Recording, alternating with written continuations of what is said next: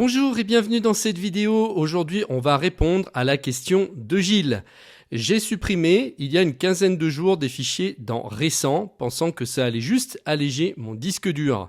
En fait, je me suis aperçu qu'une bonne partie des fichiers que j'avais sauvegardés dans mon cloud étaient supprimés. Ai-je un moyen de les récupérer? J'ai vu qu'il devait exister un onglet suppression récente, mais impossible de le retrouver. Pouvez-vous éclairer ma lanterne car ces fichiers sont très importants pour moi? Alors, j'aimerais répondre à Gilles qu'on va pouvoir retrouver ces fichiers, mais malheureusement, je n'en suis pas certain parce que tout dépend de combien de temps ça fait que vous avez supprimé vos fichiers et les réglages que vous avez fait sur votre machine. En fait, iCloud est conçu pour supprimer les fichiers de la corbeille après 30 jours. Donc, lorsque vous supprimez un fichier, donc de l'iCloud, sur votre iCloud Drive, il va aller dans la corbeille. Et dans la corbeille, il va être conservé 30 jours. Donc ça veut dire que vous pouvez le récupérer pendant 30 jours si vous avez fait une erreur.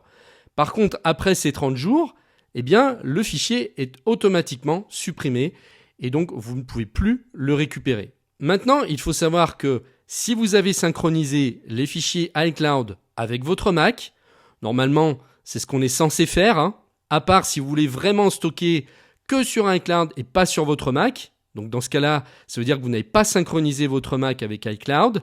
Alors dans ce cas-là, oui, effectivement, les fichiers sont réellement perdus après 30 jours. On est bien d'accord.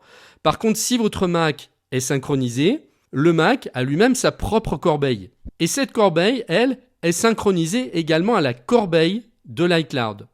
Et donc, par défaut, cette corbeille conserve indéfiniment vos fichiers. Donc ça veut dire que les fichiers que vous n'avez plus possibilité de récupérer sur iCloud parce que la corbeille s'est vidée, eh bien vous avez la possibilité peut-être de les retrouver dans la corbeille du Mac qui, elle, n'a pas de date de limite pour conserver vos fichiers. Puisque vous voyez que là, par exemple, sur mon ordinateur, je peux remonter jusqu'en novembre 2023 alors qu'on est en mars 2024. Donc là, j'ai plus de 6 mois de fichiers qui sont stockés dans la corbeille. Et donc, pour que vous puissiez retrouver ces fichiers, ça veut dire que vous n'avez pas vidé la corbeille de votre Mac, bien sûr manuellement, parce qu'on peut la vider manuellement quand on veut. Mais si la corbeille est réglée par défaut pour stocker indéfiniment vos fichiers, et si vous avez synchronisé votre Mac avec l'iCloud, donc dans ces deux conditions, vous allez avoir possibilité de retrouver vos fichiers que vous avez supprimés sur iCloud, même des mois ou peut-être même des années après. Ensuite, vous avez une autre possibilité si vous avez configuré la sauvegarde Time Machine. J'en ai souvent parlé.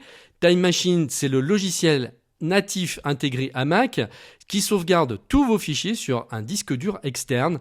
Donc, il suffit de brancher sur votre Mac un disque dur externe et automatiquement, les sauvegardes vont démarrer et s'enclencher. Donc, si vous prenez un disque dur externe qui est assez gros, on va essayer d'en prendre un qui soit aussi gros que celui du Mac, eh bien, on va conserver pendant assez longtemps donc un historique de fichiers.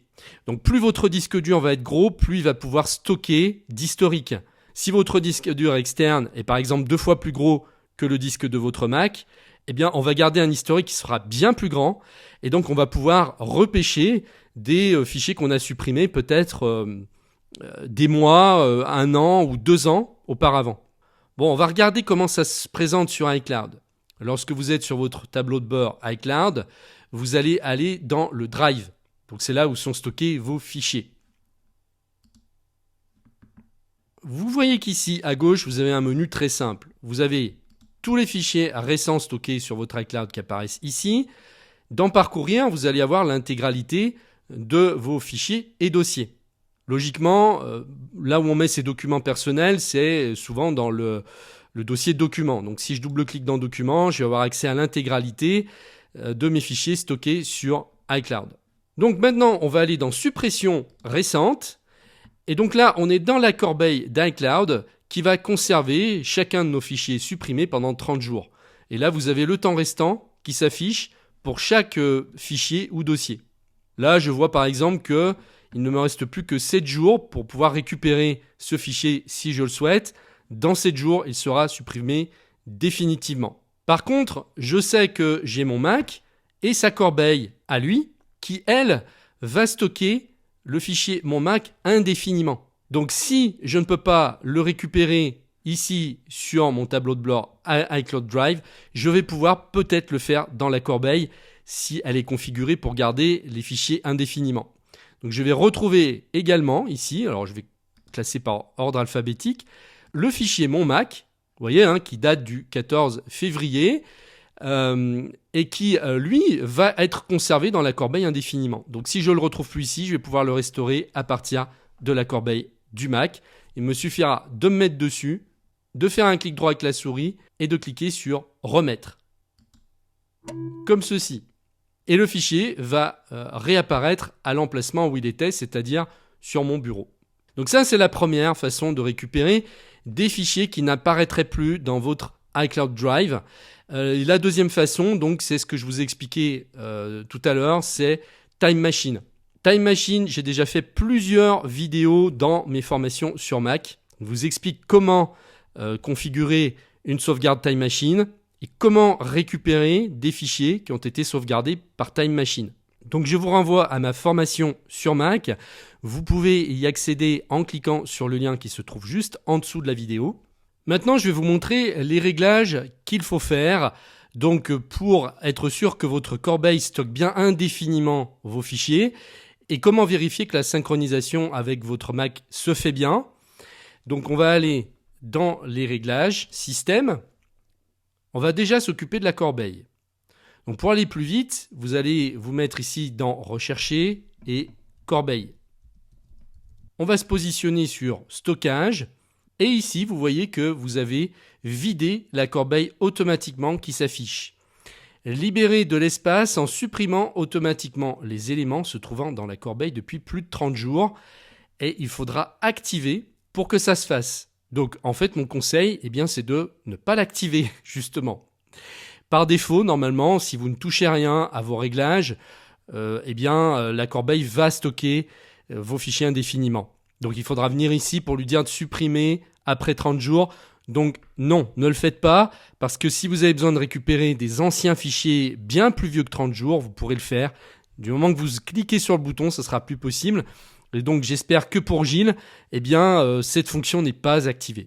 À partir du moment ensuite où vous allez repêcher vos fichiers dans la corbeille, même 6 mois après, s'ils y sont encore, s'ils étaient synchronisés avec iCloud, ça va également les remettre dans l'iCloud automatiquement.